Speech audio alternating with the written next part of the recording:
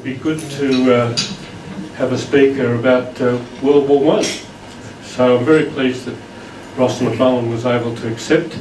He's a renowned historian, an award-winning biographer, an entertaining storyteller. I've heard this talk before and it's really good. His Lost Generation multi-biographies have been widely praised. Life So Full of Promise won the Age Book of the Year award in 2024 and was shortlisted for another national prize, the National Library Literary Award. NIB, is that what it is? NIB? No, something else. NIB Literary Award. It follows Farewell Dear People, which won the Prime Minister's Prize for Australian History and the National Cultural Award. Other books by Ross include the best-selling biography of Australia's most famous frontline fighting general, Pompey Elliot. Some of those books are on the table. It's called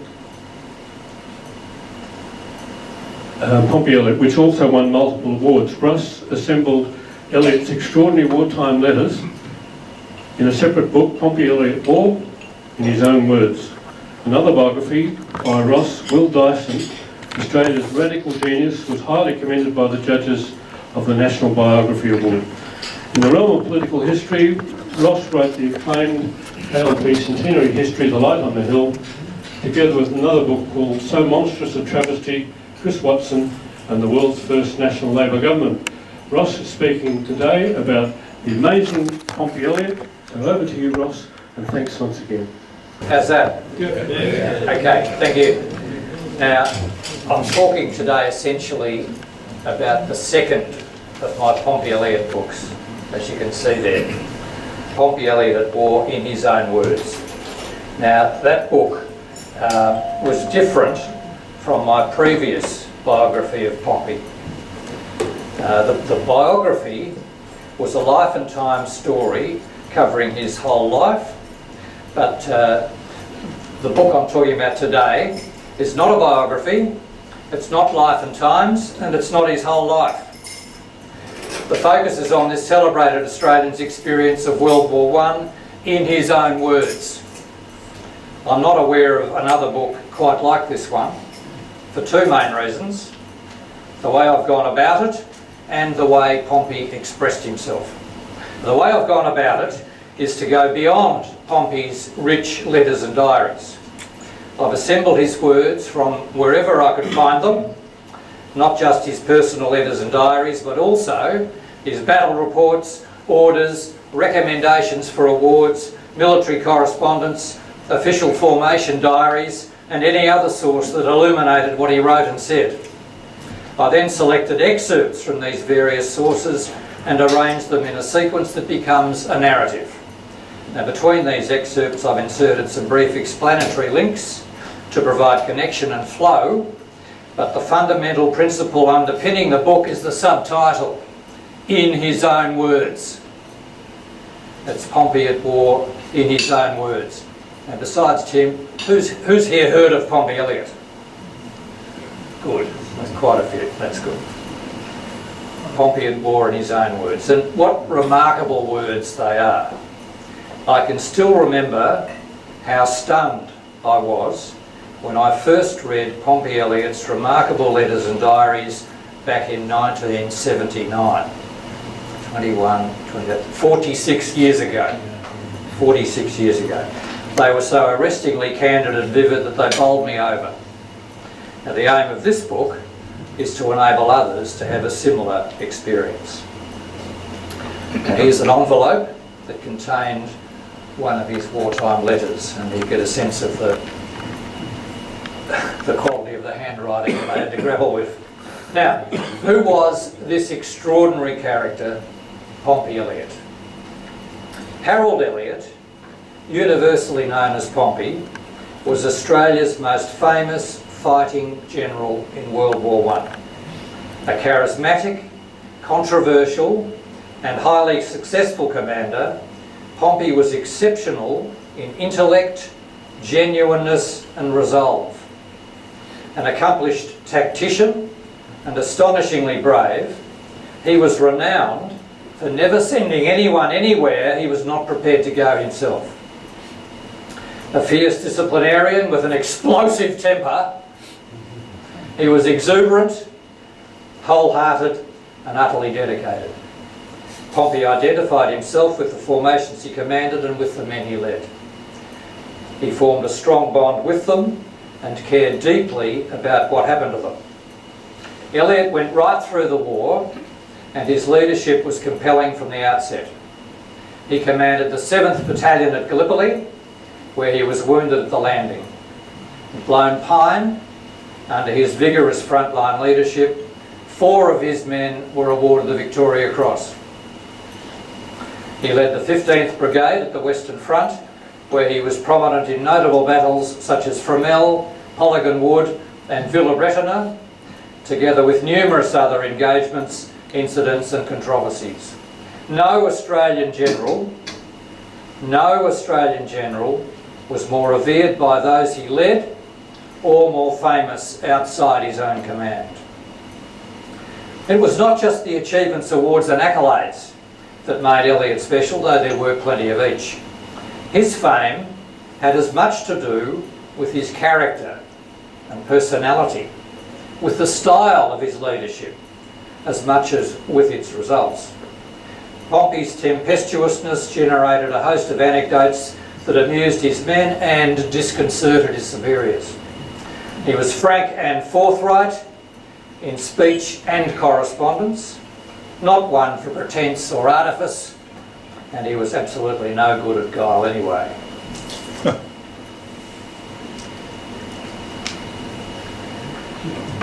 Pompey's emotions are starkly evident in his wartime letters.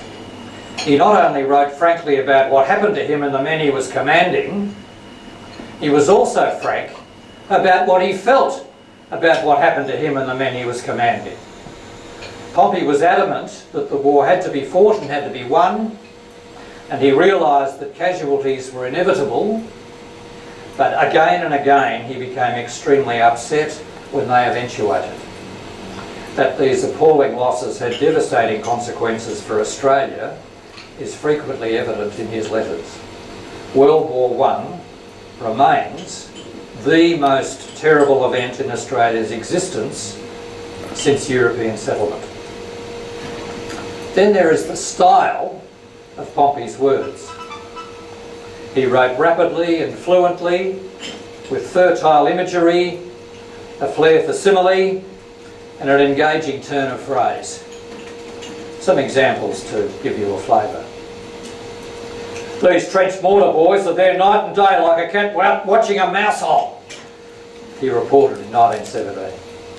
In 1918, when he proclaimed an order that the next officer caught looting would be summarily and publicly hanged, and looting ceased as a result, he concluded that none seemed inclined to make of themselves a test case. Pompey was a lawyer. After his machine gunners broke up a German attack, the survivors of the enemy column concluded that they had urgent business elsewhere. When his men were victorious in another engagement, he noted that enemy infantry were heading for the skyline at a pace that suggested they were making straight for Berlin to tell the Kaiser about it. Unimpressed by German tactics in 1918, he observed that the whole military ability of the Teutonic race has advanced no plan beyond the instinct of an infant grasshopper. He sent an officer to a vital position at Lone Pine with a memorable farewell. "Goodbye, Simons. I don't expect to see you again, but we must not lose that post." What Lieutenant Simons then did at that critical post was so outstanding that he became one of the 4 VC winners in Pompey's battalion at Lone Pine. Pompey would roar at incompetent officers. "Call yourself a soldier. You're not even a wart on a soldier's arse. And he would reassure his wife Kate that he'd stop swearing. Darling, I would pass for a Sunday school teacher anywhere at present.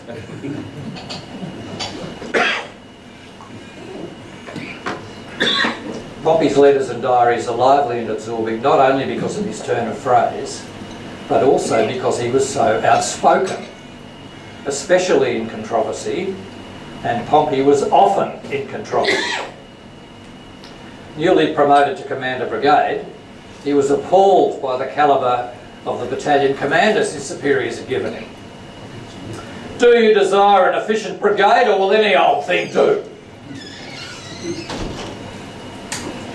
Unwise British dispositions in a vital sector forbade us to hope that any intelligent military action could reasonably be expected from any of them, from the corps commander down.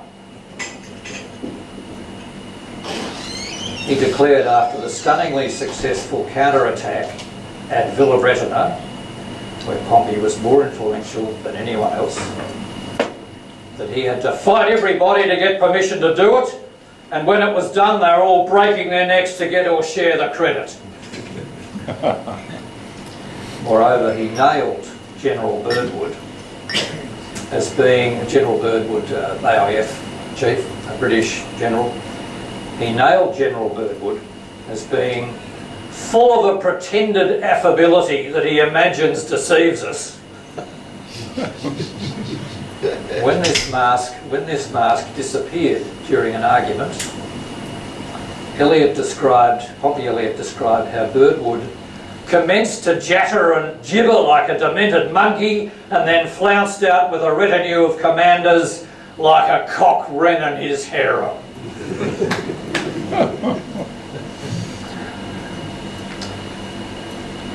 Pompey yearned to stay connected to his wife and kids.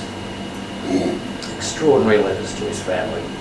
And maintaining a loving relationship with a spouse you don't see for 5 years is no easy matter, especially when you spend much of that time distracted by danger and the acute awareness that you're responsible for the lives of thousands. Pompey certainly tried his utmost.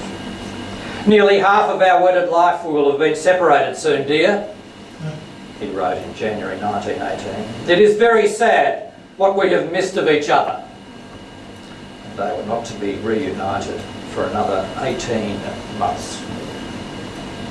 He and Kate arranged a mutual no-secrets pact for their correspondence before he left with the AIF in 1914, and he certainly adhered to that agreement.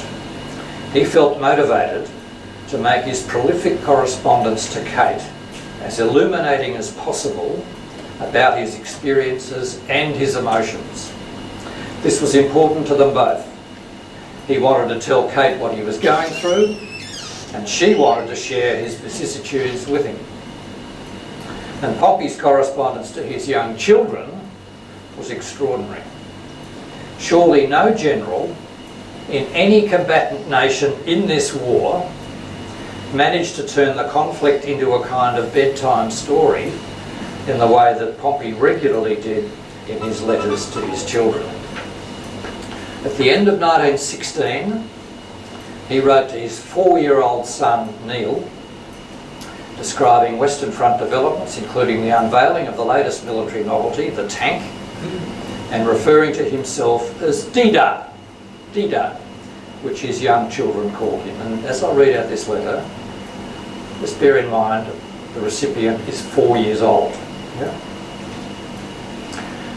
Since I wrote to you before, we got a lot of big wagons like traction engines and put guns in them and ran the bumpety bump up against the old Kaiser's wall and knocked a great big hole in it and caught thousands and thousands of the Kaiser's naughty soldier men, and we killed a lot of them.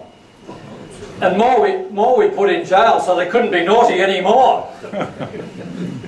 But then it started to rain and snow and hail, and the ground got all boggy and the wagons got stuck in the mud, and the old Kaiser has such heaps and heaps of soldiers that he sent up a lot more, and thinned them out where the wall wasn't broken, and started to build up another big wall to stop us going any further.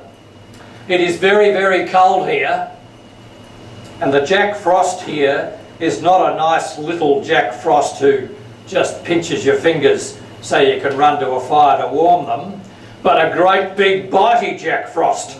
And he pinches the toes and fingers of some of Didar's poor soldiers so terribly that he pinches them right off.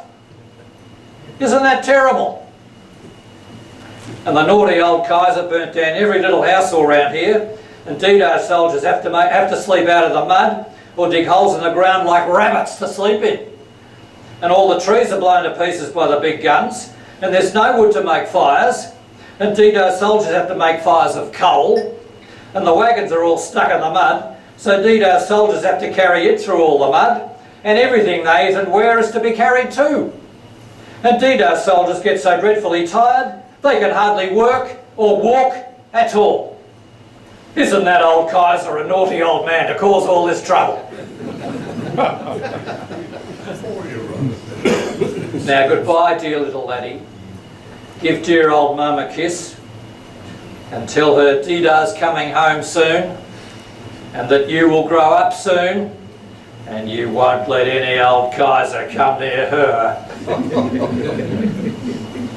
So the 4-year-old's getting very clear instructions about how he's to conduct himself as the man of the house in his father's absence.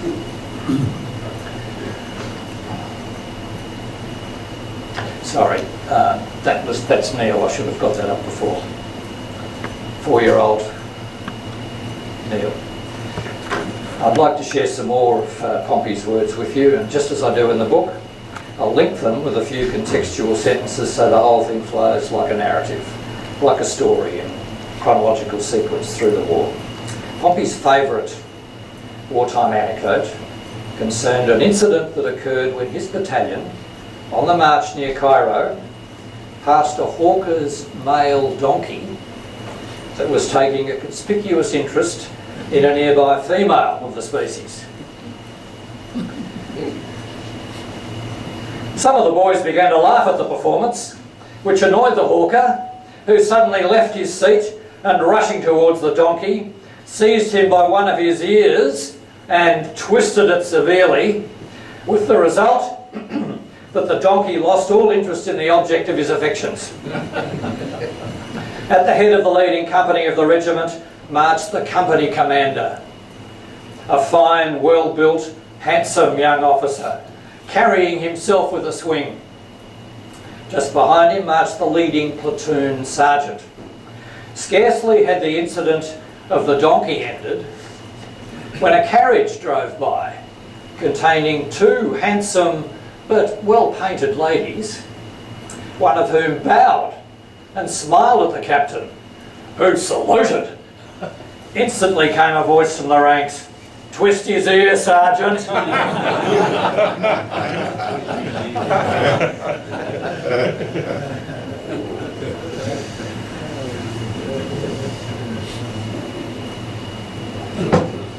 I'll see if it can stay there.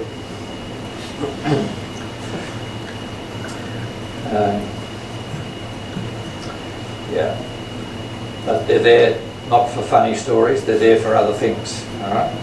Pompey led his battalion into action at the Gallipoli landing.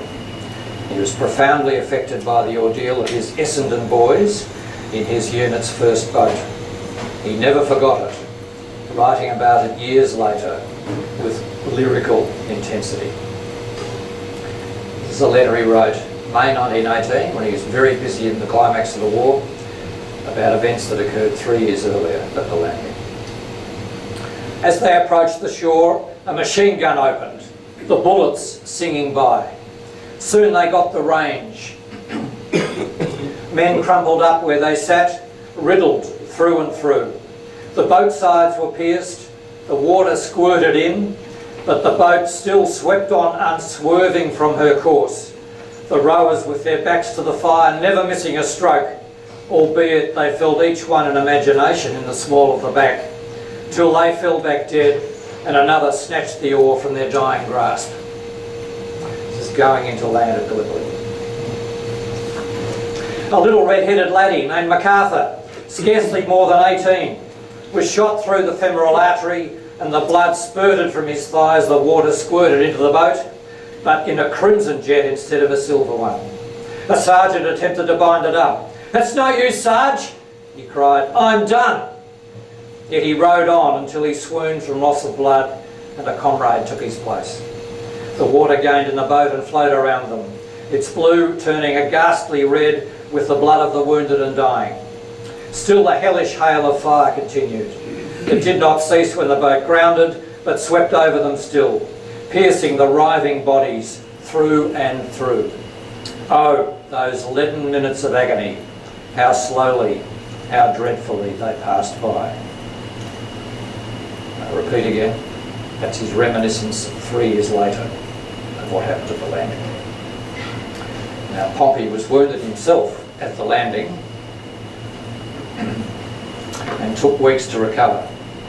After his return, his battalion was directed to occupy the front line at on the second ridge at Gallipoli at a place called Steele's Post, and that is the back of Steele's Post leading up to the front line at Steele's, which is probably in the top corner there, roughly. Yeah. This is Pompey writing about what happened to them at Steele's Post. "The Turks got up 2 heavy howitzers, one firing high explosive and the other common shell, and for the past week our trenches have been a hell upon earth. The trenches were not trenches anymore, but mere gaping holes in the earth. Men were blown to pieces by shells, or crushed to death by the masses of earth blown down upon them. But Katie, the boys are wonderful. They stick it out, and the call for picks and shovels or stretcher bearers never fails to be answered, though often another shell sends these willing workers into eternity. I am proud of them all, Katie. But oh, my heart is breaking to see them. My hair is nearly quite grey with the worry and grief of it all, to see them dying so. We are like men under sentence of death, for every day takes its toll of us. We have lost nearly 200 men since I last wrote to you. I am in excellent bodily health, but I am broken-hearted at the loss of my brave boys. This is an awful war." That was July 1915. The next month, August 1915, Pompey and his men were ordered to be involved in the ferocious fighting at Lone Pine. As I've said, 4 of his men were awarded the VC for what they did there, and afterwards Pompey told a lawyer friend what it was like to be at Lone Pine. "The weather was hot and the flies pestilential. When anyone speaks to you of the glory of war, picture to yourself a narrow line of trenches, 2 and sometimes 3 deep with bodies, and think too of your best friends, for that is what these boys become by long association with you. Mangled and torn beyond description by the bombs, and bloated and blackened by decay and crawling with maggots, live amongst this for days. This is war, and such is glory, whatever those novelists may say."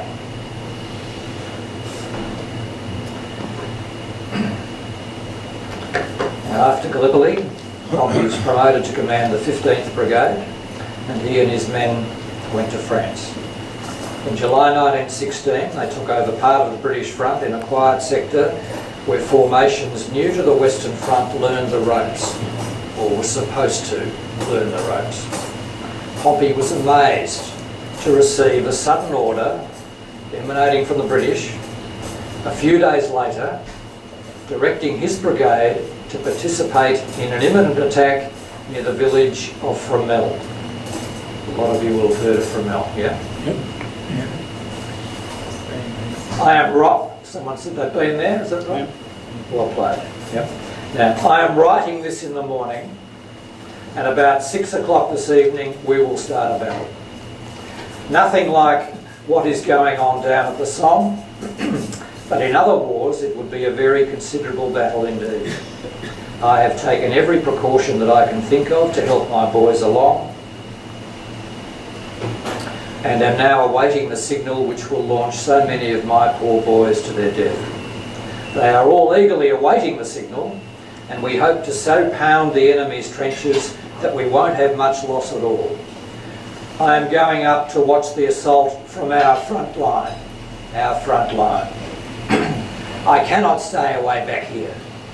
If mischance comes, I can only say, God bless and keep you, my own dear little true wife and helpmate, and may our little sweet pets comfort you always. My will is in the safe at the office.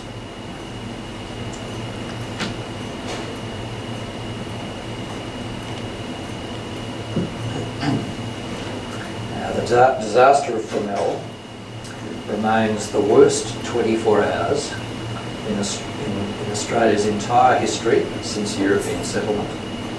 The worst 24 hours, without exception. 5,533 Australian casualties in one night. That is, the Australian casualty toll at Fromelles was equivalent to the entire Australian casualties in the whole of the Boer War, the Korean War and the Vietnam War put together. One night at Fromelles. And 1/3 of them, 1,804, were in Pompey Elliot's brigade. Afterwards, he was suitably scathing about what he described as the useless slaughter. God knows why this enterprise was ordered, apparently as a feint to distract the enemy's intention from the Somme area. Whatever the reason was, the division was hurled at the German trenches without anything like adequate preparation. And although we broke the German line and captured nearly 200 prisoners, the slaughter was dreadful, and at length we were ordered to retire. Practically all my best officers are dead, including that chap, Jeff McRae. I presume there was some plan at the back of the attack, but it is difficult to know what it was. One can only say it was an order. I trust those who gave the order may be made to realise their responsibility.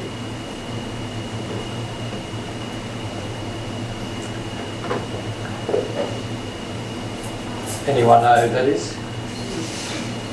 That is Charles Bean, Australia's official historian, very fine historian. He's in the photo because he's a very tall man, unusually tall for that time.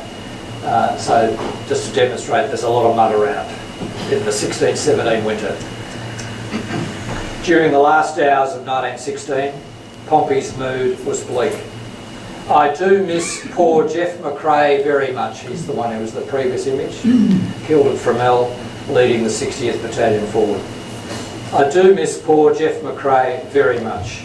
He had a particularly bright, happy disposition. He, Cedric Permazel and the Henderson boys, both of them, and Jimmy Johnston, were all animated with a wonderful personal loyalty to myself, and now all are gone. I shall not look upon their like again, that is certain. If I myself should fall in France, I should like to be buried near poor Jeff.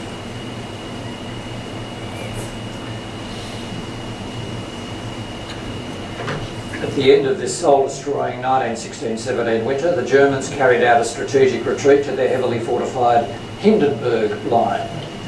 2 advanced guards were formed to harass the retreat in the AIF's the Australian sector, and Pompey Elliot was chosen to lead one of these advanced guards.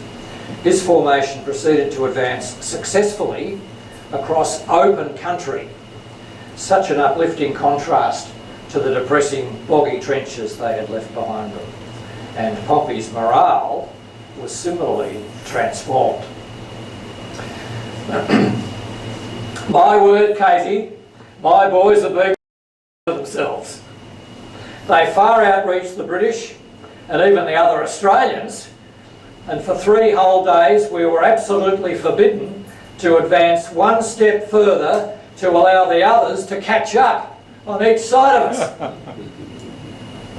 Even the army commander, General Gough, actually came along yesterday to see us, and several days before he sent his staff officer to take notes of my methods of attack, which were simply paralysing the old Bosch.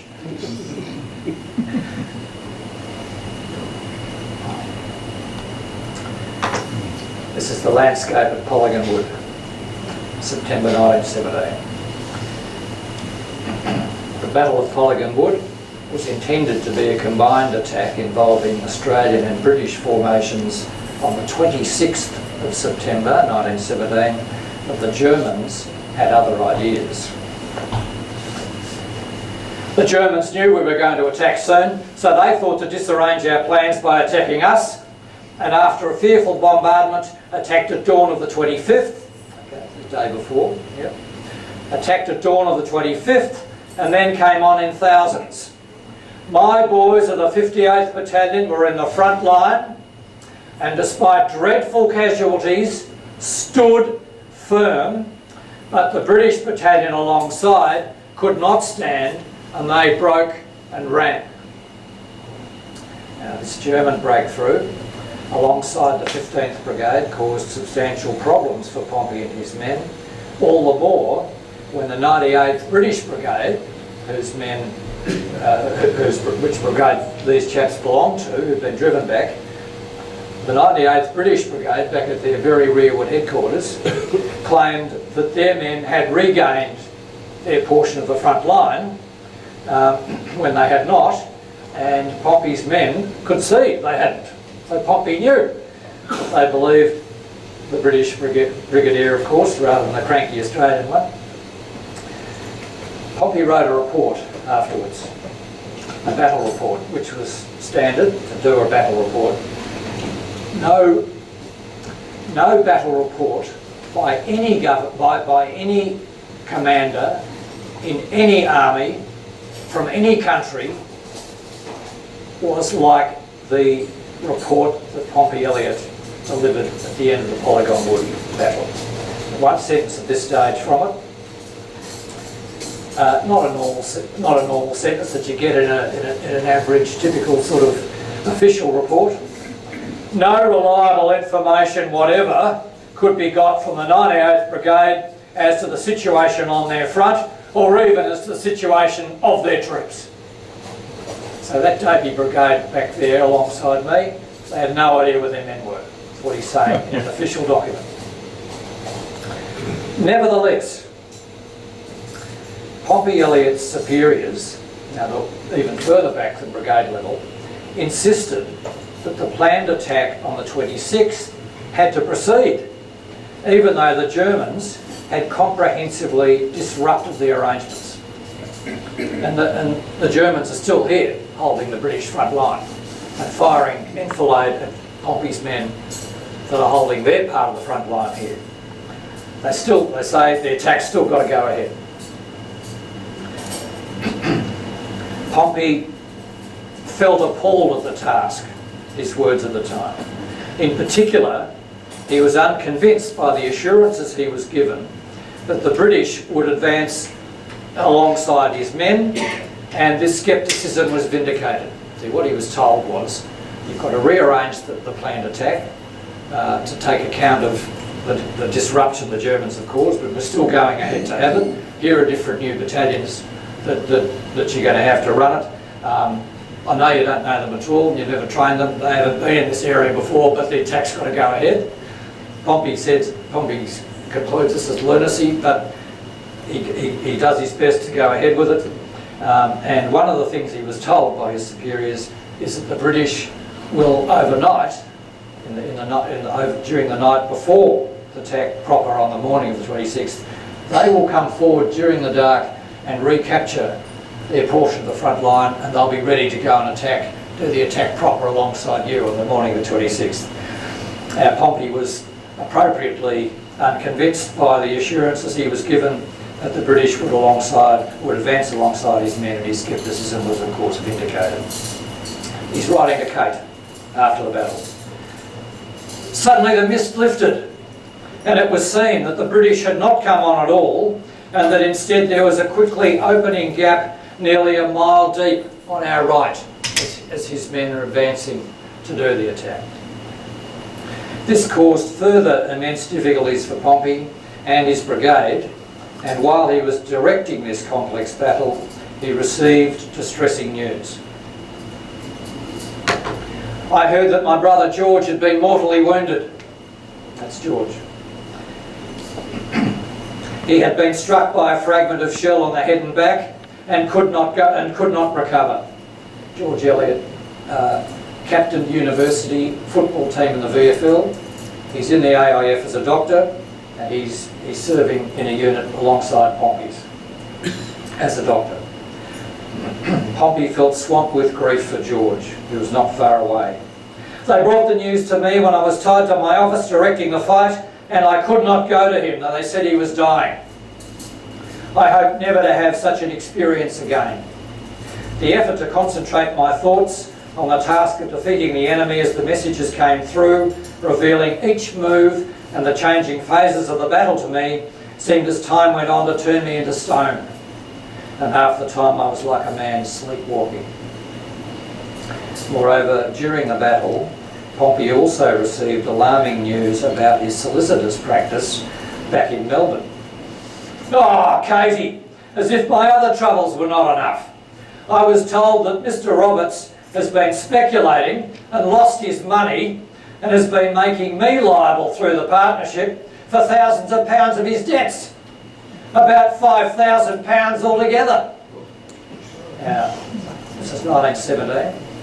Could be, I think I found out once about $500,000 today. That's a massive sum. Yeah.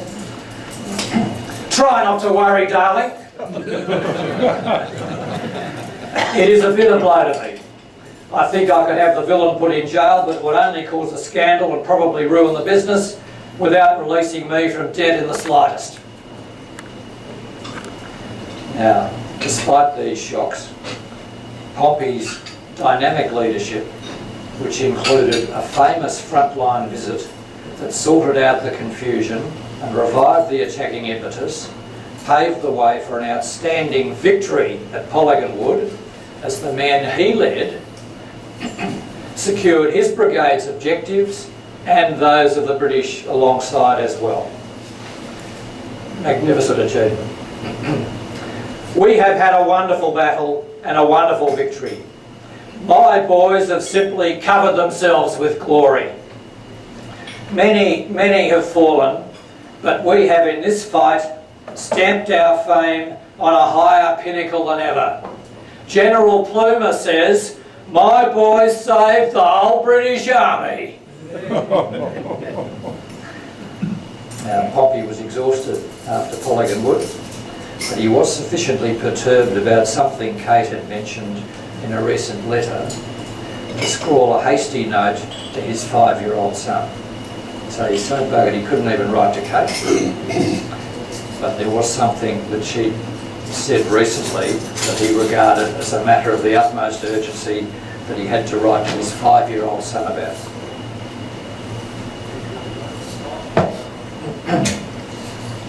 My dear little laddie, Mum has been telling me that you were so sorry for being naughty that you wished you were a little girl like your sister. But if you ever changed to a little girl, Didar and Mum would not have any little boy at all. And Mum and Didar would be dreadfully sad if they had no dear, wee, mischiefy thing like our laddie. Dear little chap, Mum and Didar love you so much that they don't mind very much when you are naughty. Of course Mum has to scold you, because if she didn't, you wouldn't know what was naughty and wrong to do. Didar was sad when he heard that the little lad wanted to be changed to a girl. He loves his little laddie so much that he was sorry the poor little chap was not happy. So don't you worry a bit, old chap. You just try your best to be good, and if you forget sometimes that Mum has to spank you, just be a soldier and try not to cry very much, and you will know that Mum and Didar love you just the same even when they spank you. Spanking isn't so bad if you feel quite sure that dear old Mum loves you just always the same. Dear little laddie, I wish I was with you now to take you up on my knee and comfort you and tell you Mum and Didar will always love you. I get the impression a lot of senior soldiers, parents, regarded the war as a bit of a parental alibi. Pompey could not have been more unlike that. Yeah. Very active parent from afar. Now Pompey proceeded to compile a typically frank and forthright battle report about Polygon Wood, only to find it suppressed by his British Corps commander. It showed some of the British troops up and some of their generals too, and Birdwood ordered all the copies of it destroyed. It was a pity, as I'd taken great pains to get the truth of it, but you see, it is necessary that disasters should be concealed and hushed up. It does not pay to tell the truth, as I know to my cost. I should say, one copy survived. One copy survived. You might have seen it. I had to throw a tantrum at the Australian War Memorial to get access to it. They said it was locked in the safe, where it had been for 65 years and no one could look at it. I got to see it. It was the most important document of the battle and greatly informed the account I did of it in my book, which is the longest chapter in the book. Yeah, Pompey Elliot's report of Polygon Wood. At the end of 1917, Pompey was feeling very, very melancholy, just like the end of 1916. Here it's the last day of this sad old year, 1917. I think it has held more of sadness and disappointment than any other year of my life. I am particularly in the blues today. It is bitterly cold and there's nearly a couple of feet of snow on the ground. There have been no home letters for more than a month, and having no news, I don't know what position my business is in with Roberts, and it is very worrying. It is very sad not getting any letters. I expect there'll be a big fight as soon as things get a bit drier. Katie, I am big heap lonely for you. The Germans launched a massive onslaught on the 21st of March 1918.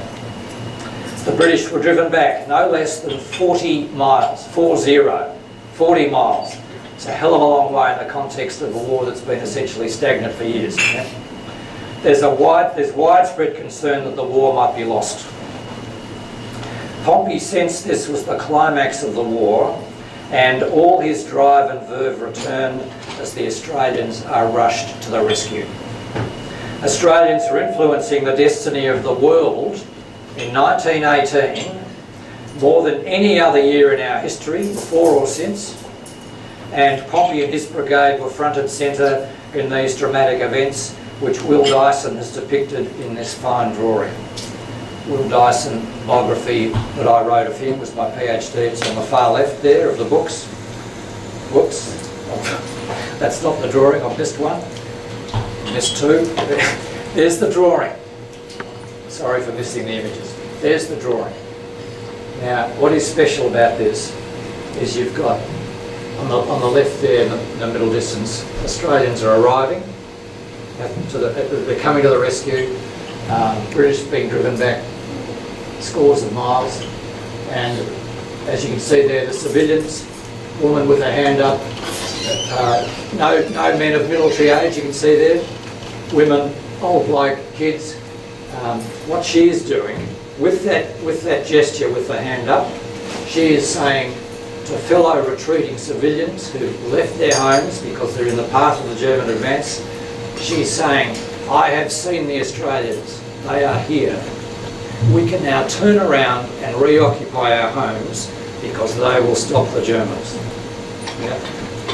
It's the only image of this very important part of our history that exists, and it's a big favourite of mine, as you can tell. So, here's Pompey writing about the Australians and what they're up to when they've been rushed to the rescue. The AIF have hitherto accomplished nothing to be compared in importance with the work they have in hand just now. Remember I said at the end of 1917, he was in a hell of a plummet, very down morale. A few months later, I was never so proud of being an Australian as I am today. The gallant bearing and joyous spirit of the men at the prospect of a fight thrills you through and through. You simply cannot despair or be downhearted. Whatever the odds against you, when you feel their spirits rising, the more the danger seems to threaten. It is glorious indeed to be with them.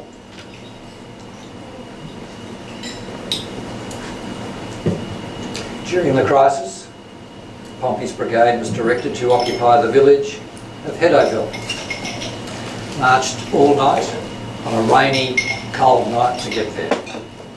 When they got there, they found it wasn't vacated as they were told. They found the whole village and chateau was crammed full of British officers and men who had no idea what they were going to do or where their units were, and seemed to be making no effort whatever to find out. Elliot went to the chateau and spoke to the staff officer who was evidently in charge. The latter, who was still in a very undressed state, this is 9:30 in the morning, said he had no orders whatever about leaving, and until he did so, he could not move. He stated that there were plenty of other buildings in the village for me to take as headquarters without turning them out. I said I had no desire whatever to turn them out, but pointed out that my orders were to occupy the vacated village of Hedoville, and unless his details moved, there would not be any accommodation for my men, many of whom had travelled all the previous day and then marched all night. By this officer not being ready to move out, these men were forced to wait in the fields, sodden with rain, falling at the time and wait his convenience. Not wishing to appear the least unreasonable, I told him that I would try to get a building for headquarters and leave the men outside until midday whilst he was getting orders. I found a ruined schoolhouse with all the windows shattered by shell fire and with the yard defiled by human excrement. I remained here wet through until about midday. Pompey then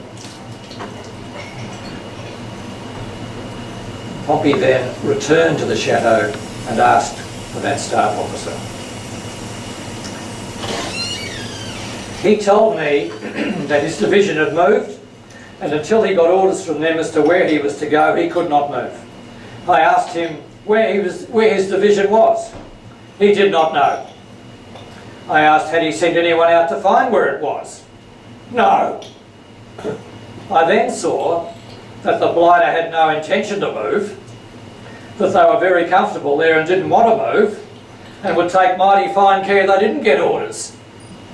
So I told him right there and then a few things I'd found out about his division and its fighting and running powers, and wound up by informing him that unless he and his officers and men were clear of the village by 2 o'clock, I would send in an escort of my own men and march them out by force as prisoners. He got a nasty shock and was out of the village by the time fixed.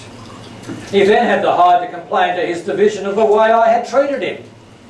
In reply, I let off some more steam and asked that a court of inquiry should investigate the conduct of the British officers and men in the village who'd looted the whole place, including the chateau. That startled them a bit, and the matter was dropped like a hot spud. Dropped like a hot spud. This is Pompey with his headquarters staff. I've got 3 more to go. Okay, 3 more letters. In April 1918, the Germans attacked and captured the tactically vital town of Villabretina from the British. Pompey and his brigade were nearby, and he was itching to launch a counterattack. I submitted the plan for recapture of a town. I was told not to bother, as the British corps concerned were doing it themselves and it was out of my area. So, for 14 hours we delayed whilst the Boche strengthened his newly captured positions. Eventually, I was solemnly handed over to the British corps concerned, together with another Australian brigade. No means of communication with each other was provided. By this time it was pitch dark and raining, and we were launched, and our meeting place fixed within the enemy's lines, and we were left to find each other. Everyone expected the whole thing to fail, but something desperate had to be done to restore the situation. In point of fact, it was not nearly as desperate as it looked, for I had taken advantage of those 14 hours delay as to have all my officers and men, and some of my men thoroughly reconnoitre the ground actually during the fight. From the moment the German attack started, I presumed that the British corps would be defeated. Now, this counterattack proved a stunning success and was even described as the finest exploit of the war. Soon afterwards, 3 Australian divisional commands became vacant. Pompey felt he had strong claims to be promoted, but he was overlooked. He was bitterly disappointed and aggrieved, and had an argument about it with Birdwood's senior staff officer, General White. Again, as so often, in a controversy, writes to Kate afterwards, tells her everything. Yeah. So here we go, letter to Kate about this. White said General Birdwood would not promote me. I asked why, and pointed to my services. The Pompey advance, which is now lectured on as a classic example of advance guard, on the Bullecourt show, on the Polygon Wood show, and lastly, on this Villa Bretonner stunt, which is supposed to be the finest thing the Anzacs have ever done in the war, and some say the finest thing done in the war at all by anybody. And Lone Pine too. He admitted all that and said they had no general braver or more capable in the AIF, but I suffered from lack of control of judgment. Pressed to say what he meant, he could only say that I break out like a volcano if things don't go just as I want them. He mentioned about the row I had with Birdwood in Egypt. Also the row in Egypt when they wouldn't give my men water and I threatened to march them back into town. Then at Fromelles, when the British didn't advance and my men got cut to pieces, I kicked up a row and got a general sacked and caused a lot of unpleasantness. Then at Polygon Wood, when my big report exposed the Tommies regiments who bolted and left my 58th boys to fight alone. The same almost at Bullecourt, the same down here. Then the row I had with a young staff officer who kept all my brigade out in the rain until it suited him to get up about 10 a.m. in the morning after we'd marched all night.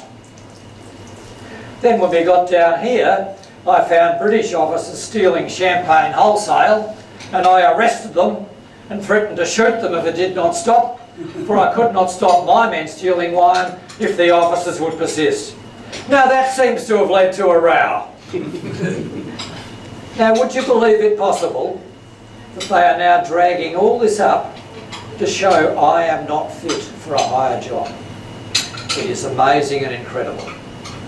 I should have thought that taking this in conjunction with my fighting powers, which he admits are not approachable, it would have proved that I was the very man for the job. But there you are, Katie. I have done only my duty, as my men will testify for always. We'll leave it there. Thank you very much.